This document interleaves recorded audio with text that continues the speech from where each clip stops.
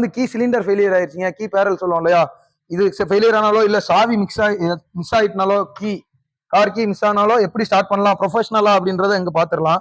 இங்க வாங்க. இதுல தாங்க 12.6 வோல்ட் கரண்ட் வரும். இது இந்த கீ பேரல் இருக்கு இல்லையா, கீ சிலிண்டருக்கு பின்னாடி இந்த கப்ளர் எப்படி இருக்கும். ஸோ இதை நம்ம கலத்திக்கிட்டோம். கலத்திட்டு இந்த ஒயர் இருக்கு இல்லையா, இதுல 12.6 பேட்டரி ஒயர் டைரக்டா வரும். இதுதான் லைனுக்கு போறது. ஸோ இதை நம்ம வந்து இனிஷியலா பைபாஸ் பண்ணிக்கலாம். அந்த பெரிய ஒயர் நீங்க பாத்துக்கிடுங்க. 12.6 வோல்ட் கரண்ட் வரும். இப்போ இதை தொட்டிங்க அப்படின்னீங்கன்னா இக்னிஷன் ஆன் ஆயிருங்க. கிளஸ்டர்ல இக்னிஷன் ஆன் ஆனதுக்கு அப்புறம் இந்த மாதிரி ஒரு ஒயர் வரும். இந்த ஒயர் இருக்கு இல்லையா, இதே கலர் நீங்க போய் பாத்தீங்கன்னா ஸ்டார்டர் மோட்டர்ல இருக்குங்க. இது ஏன் இவ்வளவு இருக்குன்னா, இதோட ஆம்பியர் வந்து அதிகமா வரும். இதுல வந்து ஆம்பியர் கம்மியா தான் போகும்.